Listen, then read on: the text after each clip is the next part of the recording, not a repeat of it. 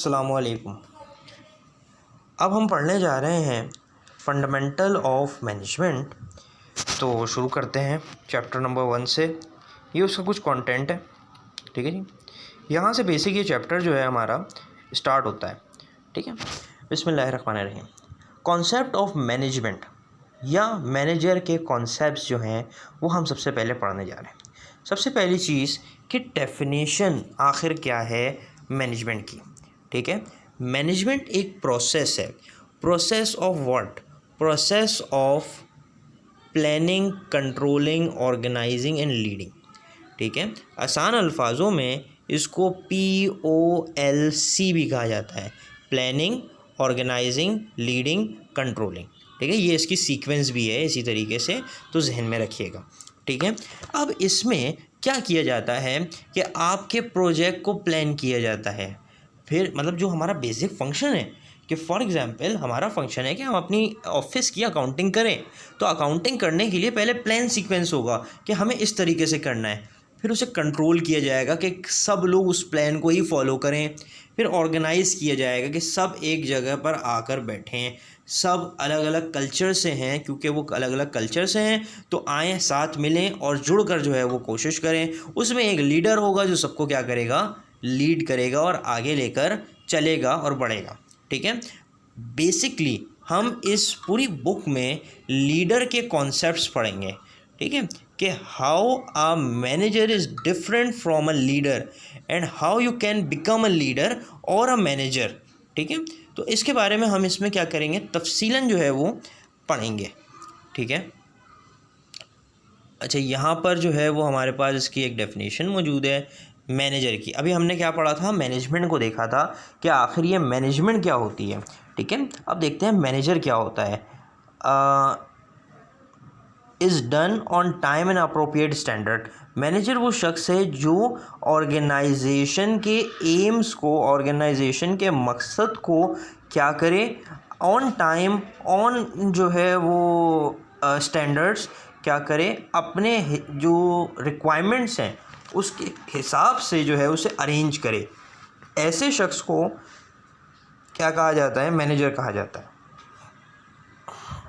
Note that a manager is not necessarily a leader.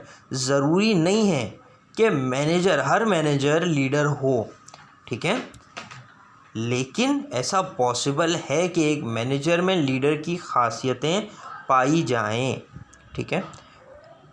चलें, यहाँ पर हमारे पास इसकी डेफिनेशन नंबर 2 आती है। डेफिनेशन से मुराद है कि उसके मकसद क्या है, रोल्स क्या क्या हैं एक मैनेजर के। बेसिकली ये टोटल 10 पॉइंट्स हैं, ठीक है। मैं इन पॉइंट्स को मेंशन करता जाऊँगा, आप लोग जो है वो क्या करते जाएं, इसको देखते जाएं। पहला पॉइंट है फिगर हेड, ठीक है। फिगर हेड रोल, पहला रोल आता है, रोल नंबर 1 है ये, ठीक है। फिगर हेड रोल क्या होता है कि आपको रिप्रेजेंट करनी है अपनी organisation. You are the head, you are the leader. अगर नीचे वाले जो एम्प्लॉई हैं वो गड़बड़ करते हैं, उसका सीधा इम्पैक्ट क्या जाएगा, आपके ऊपर जाएगा कि आपने जो है वो क्या नहीं किया, वेल ऑर्गेनाइज नहीं रहे, तभी इस वजह से ये प्रॉब्लम आई। अच्छा, फिर क्या है आपके पास, लीडर रोल।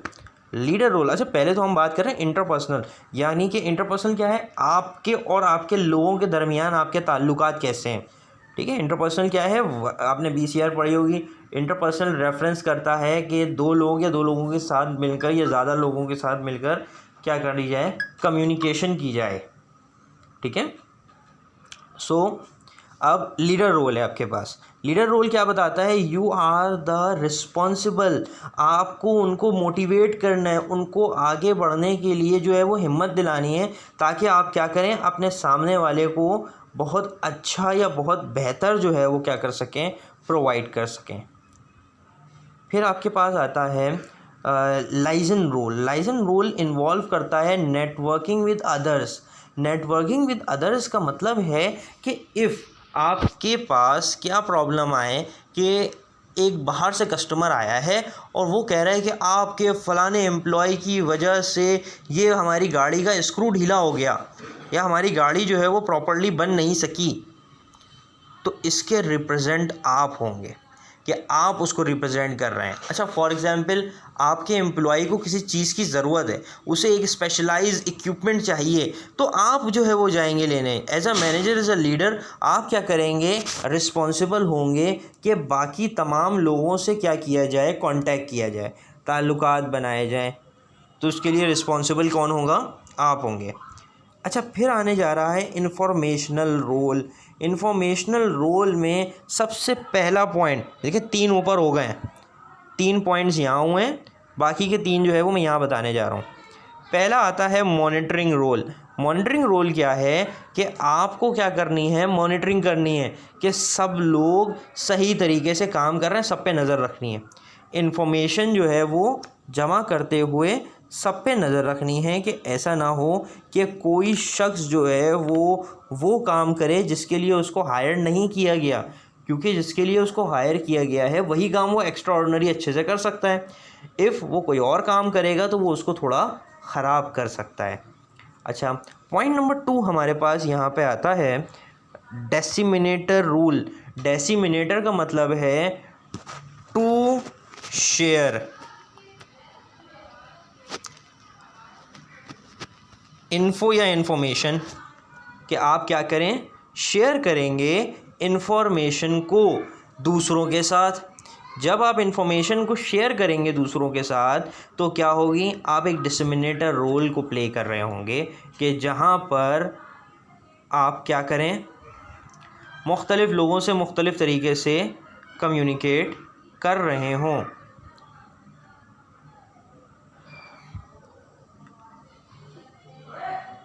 अच्छा जी, फिर आपके पास आता है the role is spokesperson role, कि आपको जो है वो दूसरों के सामने क्या करना है, बात करनी है। बात करने से मतलब ये नहीं है कि आपको जो है वो जस्टिफाई करना है, ठीक है।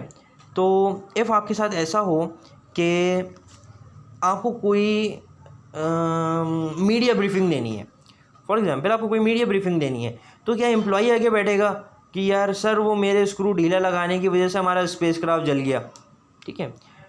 इफ़ कोई गड़बड़ होती है उसके लिए भी सबसे ज़्यादा रिस्पॉन्सिबल कौन है, मैनेजर है, ठीक है, लीडर है, लीडर मैनेजर। इफ़ आप कोई बहुत एक्स्ट्राऑर्डिनरी वर्क करती है आपकी टीम, तो उसके लिए अप्रिशिएट भी आपका लीडर होगा, क्योंकि वो रिस्पॉन्सिबल था, उसने सारे क्या लिए थी, रिस्पॉन्सिबिलिटी ली थी, जिसमें वो क्या किया, फुलफ़िल हुआ। तो वो क्या करेगा, अपने आप को रिप्रेजेंट करेगा सबके सामने और आगे बढ़कर अपनी गलती को, अपने पॉइंट्स को जो है वो सामने लाएगा। Next you have a point जो है इंटरप्रेन्योरल रोल या entrepreneur role. Entrepreneur basically are those people who generates और फाइंड न्यू वेज और न्यू आइडियाज़। नए तरीक़ेकार, नए आइडियाज़ को अपने जहन में लाते हैं, उसकी मदद से क्या कर रहे होते हैं, काम कर रहे होते हैं।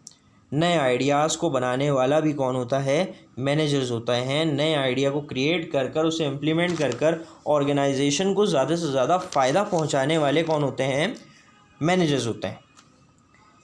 फिर आता है डिस्टर्बेंस हैंडलर। डिस्टर्बेंस हैंडलर का काम क्या है कि कहीं ना कहीं, कभी ना कभी लोगों के दरमियान कोई लड़ाई, कोई फसाद, कोई मसले, कोई प्रॉब्लम, इक्विपमेंट की कमी, ऐसी बहुत सारी प्रॉब्लम्स हो सकती हैं, रिसोर्सेज की शॉर्टेज, पेमेंट्स की कमी, कोई भी मसले हो सकते हैं। इस डिस्टर्बेंस को क्या किया जाएगा, सॉल्व किया जाएगा, किसकी मदद से, मैनेजर की मदद से। वो नए तरीक़ेकार ढूंढेगा, नए आइडियाज़ निकालेगा, जिससे क्या किए जाएं कि आप उस प्रेशर को हैंडल करें, उस क्राइसिस को, उस अनप्लेजेंट माहौल को प्लेजेंट माहौल में शिफ्ट कर दें बाय योर एक्सीलेंसीज़। अपनी महारत के साथ आप क्या कर लें, उसको एडजस्ट करते जाएं। फिर आपके पास है resource allocator role. Resource allocator role क्या करता है कि अब आपके पास जो है वो एक लिमिटेड रिसोर्स होते हैं। You never have a bunch of resources जिसकी मदद से आप एक्स्ट्रा ऑर्डिनरी प्रोडक्शन कर लें। आपके पास तो एक लिमिटेड रिसोर्स, एक लिमिटेड टाइम होता है कि अगर आपको 100 प्रोडक्ट बनाने हैं तो 100 प्रोडक्ट के हिसाब से रॉ मटेरियल होता है आपके पास। आपको उसी के अंदर रहते हुए अपने आप को बेस्ट साबित करना है। उस 100 100 प्रोडक्ट के रॉ मटेरियल से आप 200 बना लें, लेकिन स्टैंडर्ड्स हाथ से ना जाएं, क्वालिटी ख़राब ना हो, आप अपनी एफिशिएंसी से ज़्यादा काम कर लें, आप अपनी गुड वर्किंग और बेस्ट इंटेलिजेंस से क्या कर लें, उस रिसोर्सेज को सही तरीके से यूटिलाइज़ करें और अपना बेस्ट आउटपुट जो है वो क्या कर लें, क्रिएट कर लें। फिर आता है आपके पास निगोशिएटर रोल। निगोशिएटर रोल क्या करता है, आपको अर्ज करता है कि आप निगोशिएट करें, कुछ कम कुछ ज़्यादा एक्टिविटी, थोड़ा सा और कर लो, मेहनत कर लो, अच्छा फ़ायदा होगा। आर्ग्यूमेंट्स जो हैं वो मुख्तलिफ़ किस्म के डिस्प्यूट को सॉल्व करेगा, मुख्तलिफ बहस होंगी लोगों के दरमियान कि आज मैं काम नहीं कर रहा, वहाँ उसको काम निकलवाना पड़ेगा।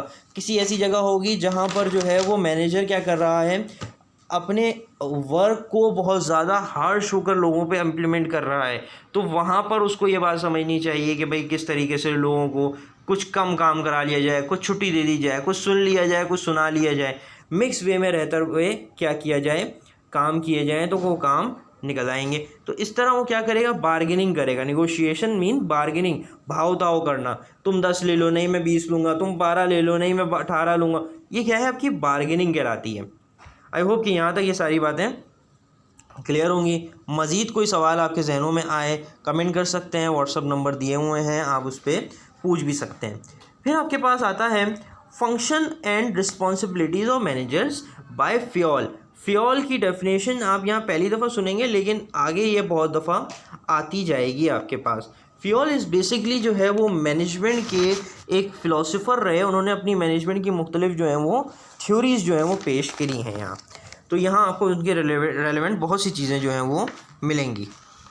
पहला है प्लानिंग। आपको बड़ा तफसीली पता है कि आपको अपने प्लान सेट करने हैं, अपने एम सेट करने हैं, जिसके मुताबिक आप क्या करें, अपनी अचीवमेंट को जो है वो फॉलो अप करें कि भाई मेरा ड्रीम ये है, मुझे यहाँ तक जाना है अपनी ऑर्गेनाइजेशन को लेके, मुझे इतने 1000 का प्रॉफिट चाहिए, इतने लैक्स का प्रॉफिट चाहिए, तो मैं इतना वर्क करूँगा तो मुझे वो अचीव हो जाएगा।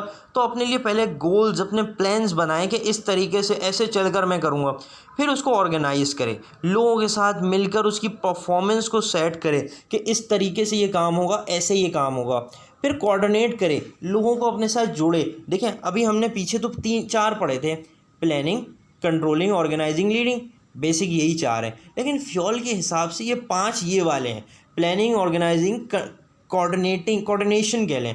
कोऑर्डिनेशन बेसिकली वो क्या है, आपकी एक लीडर का ही एक और काम है बेसिक, कि भाई क्या करे लीडर, सबको मिला कर रखे, कि ऐसा ना हो कि एक जो है वो काम फॉर एग्ज़ाम्पल पेंट्स की जो है वो कटिंग कर रहा है, दूसरा भी क्या करे, मैं भी कटिंग करूँगा, सारे बैठ के कटिंग ही कर रहे हैं, सील कोई नहीं रहा, तो बनेगा क्या, आउटपुट तो बनेगा ही नहीं, हर इंसान कटिंग कर रहा है। तो ऐसी सिचुएशन में क्या करें, एक दूसरे से कोऑर्डिनेट करें कि यार तुम कटिंग कर लो, तुम उसकी जो है वो स्विंग कर लो, तुम उसमें जेब लगा लो, तुम उसे पैक कर लो, तुम उसे जो है वो लेबल कर लो, तुम उसे शिफ्ट कर लो, तुम जो है वो डिलीवर कर लो। कोऑर्डिनेट कर कर काम कराएंगे तो क्या होगा, काम जल्दी होगा और अच्छे से होगा। Next you have commanding. As a leader you have to command, काम करवाना है, काम करना नहीं है। मैनेजर का पर्पज़ ये हरगिज़ नहीं होता कि वो बैठे और वो सुई धागा ले और मैं शुरू हो जाऊँ। हाँ, रिप्रेजेंट कर सकता है कि यार मैं भी काम करता हूँ, लेकिन इसका मतलब ये नहीं है कि सिर्फ उसी को करना है, उसके लिए फंक्शंस कुछ और हैं। तो उसको क्या करना है, कमांड करना है, लोगों को हुक्म करना है कि वो अपने काम को बेस्ट पॉसिबल वे में परफॉर्मेंस दें। फिर कंट्रोलिंग है कि जैसा आप चाह रहे हैं काम उसी तरीके से होना चाहिए, आउटपुट उसी तरीके का निकलना चाहिए जिस तरह से आप उसको बेहतर समझते हैं एज अ मैनेजर। फिर आपके पास एक जनाब आते हैं जिनका नाम है पीटर डकर, यहाँ सिर्फ डकर लिखा है, बेसिक इनका नाम पीटर डकर है। तो पीटर डकर ने जो है वो तफसीलन इस बात को 3 पॉइंट्स में जो है वो बताया है। Point number 1, 2 and 3 which represent satisfying the goals और मिशन ऑफ द ऑर्गेनाइजेशन। आपको एज अ मैनेजर क्या करना है, अपने गोल्स को अचीव करना है। Second, enabling the workers to achieve and focus on the productivity, कि आपको अपने जो एम्प्लॉयज़ हैं उनको ये जहन में डालना है, उनसे काम निकलवाना है कि वो आपकी प्रोडक्शन को एक्स्ट्रा ऑर्डिनरी जो है वो ज़रूरी समझें और प्रोडक्शन जो है वो कर दें। फिर है managing social responsibility. Social responsibility कि अपने लोगों का ख्याल करें, ना बहुत ज़्यादा ओवरवर्क हो जाए, ना ही बहुत ज़्यादा अंडरवर्क हो जाए। तो आपने क्या करना है, इनको साथ लेकर काम करवाना है। अच्छा, आफ्टरवर्ड्स पहले लेक्चर यहीं तक रखते हैं, फिर जो है वो इसके साथ नेक्स्ट जो है वो हम पढ़ेंगे differentiate between managers and leader अपनी नेक्स्ट वीडियो में।